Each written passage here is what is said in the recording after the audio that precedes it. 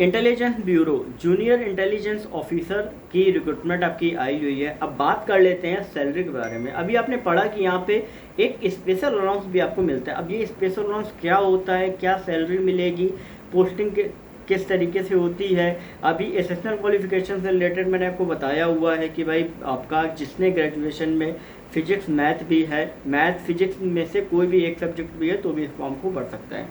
अभी हम बात कर लेते हैं कि भाई किस तरीके से यहाँ पे जो आपकी सैलरी है वो आपकी रहती है, किस तरीके से यहाँ पे आपके पर्सनल अलाउंस जो होते हैं वो यहाँ पे आपके रहते हैं, साथ ही किस तरीके से यहाँ पर आपका जो स्पेशल अलाउंस है वो आपका काउंट होता है। क्योंकि लगातार कई स्टूडेंट्स के मन में बहुत से ऐसे डाउट्स होते हैं जो कहीं ना कहीं आप सभी के आते हैं। तो यहाँ पर मैं आपको कुछ चीज़ें बताना चाहूँगा कि जितनी भी आपकी जो भी एजेंसी या डिपार्टमेंट्स आपके जो भी रहते हैं, ठीक है, जिनका 24 आवर्स मतलब 24 घंटे काम चलता रहता है, वो कहीं ना कहीं डिपार्टमेंट में आपको स्पेशल अलाउंस आपको दिया जाता है। जैसे enforcement directorate, narcotics control bureau, CBI आपका हो गया, इंटेलिजेंस ब्यूरो आपका हो गया, नेशनल इन्वेस्टिगेशन एजेंसी हो गया।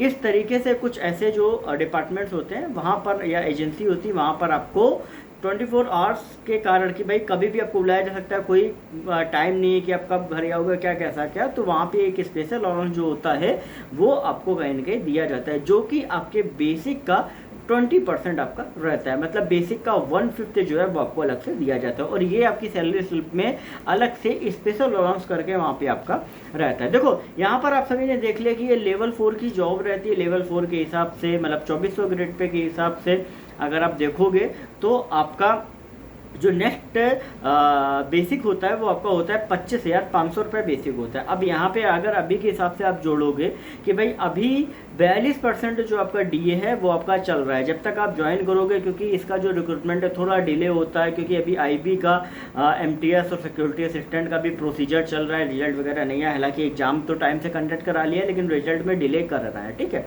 तो अभी जो आपका इसका जो ये ज्वाइनिंग है वो आपका थोड़ा देर में आपका होगा। लगभग मान लो कि अभी से लेके 8 से 9 महीने बाद ही इसका ज्वाइनिंग जो है वो आपका कंप्लीट होगा। तब तक डीए आपका बढ़ चुका होगा, 2 डीए आपके लग चुके होंगे, तो आपकी सैलरी आपकी और ज़्यादा बढ़ चुकी होगी। लेकिन अभी आज की डेट में अगर मैं बात बताऊँ ना, तो आज की डेट में इन हैंड सैलरी जो आपको मिलेगी वो आपकी एक्स सिटी में 53,307 आपकी ग्रॉस है। अगर हम देखें इन हैंड का तो 49,431 जो है वो आपकी इन हैंड सैलरी, लगभग 50,000 के करीब आपकी जो इन हैंड सैलरी है वो आपको यहाँ पे मिलेगी। अब क्या क्या चीज़ें रहती हैं, क्या अलाउंस आपको मिलते हैं, तो यहाँ पर मैं आपको बता दूँ कि यहाँ पे आपके टोटल 4 इमोलमेंट्स होते हैं। इमोलमेंट मतलब कि एक एक करके जो लाभांश होते हैं वो मतलब 25,500 आपका होता है बेसिक, जो कि आपको पता होगा। डीए 42% के हिसाब से अगर आप देखो कि 10,710, ठीक है।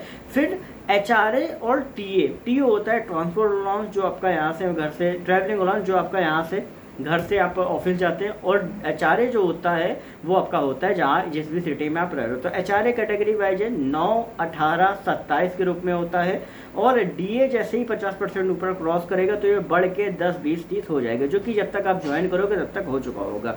तो अभी के हिसाब से अगर हम देखें तो एचआरए आपका 27% बेसिक ऊपर लगता है, और टीए होता है 1800 प्लस डीए और टीए वाई और जेड सिटी में, और एक्स सिटी में आपका होता है कितना 3600 प्लस डीए ऑन टीए, ठीक है। जो कि आपका 3600 डीए ऑन टीए जो कि आपका एक्स सिटी में आपका जो रहता है वो आपका 4956 के करीब रहता है। वाई सिटी में आपका 2556 के करीब आपका अभी पे भी है, और जेड में भी सेम रहता है, ठीक है। क्लासिफिकेशन बता दिया एक्स वाई जेड, कोई A1 A2 A3 कहता है, एक्स वाई जेड सिटी रहती हैं। समझ में आ गई बात।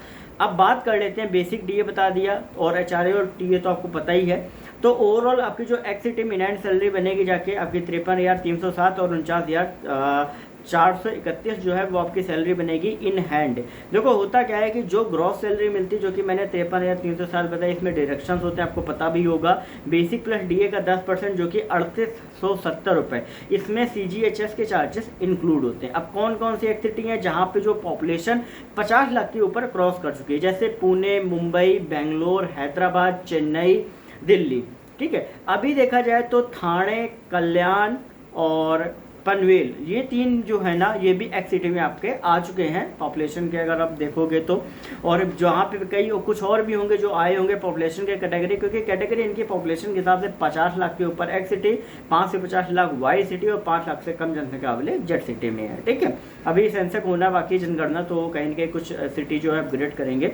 अब वाई सिटी की बात कर ले तो वाई सिटी में आपकी जो ग्रॉस सैलरी वो 48,456 बनेगी। इसमें एचआरए आपका हो जाता है 18% और टीए हो जाता है 2556 रुपये। ठीक है, तो यहाँ पे इनहैंड सैलरी 44,586 रुपये इनहैंड सैलरी मिलेगी। जेड सिटी में जो आपकी ग्रॉस सैलरी है 46,161 मिलेगी और इनहैंड मिलेगी 42,291। यहाँ पे एचआरए में ही चेंजेस होता है। वाई और जेड सिटी में डिफरेंस होता है सिर्फ एचआरए का।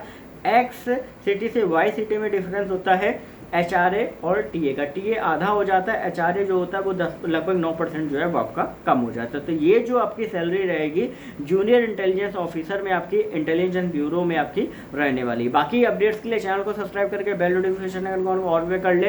कोई भी क्वेरी हो तो इंस्टाग्राम पर सरकारी नौकरी वाले बाबा टाइप करके पूछ सकते हैं। टेलीग्राम ग्रुप को ज्वाइन जरूर कर ले, एक एक अपडेट वहाँ पे मिलती रहती है। लिंक आपको डिस्क्रिप्शन में दिया गया है।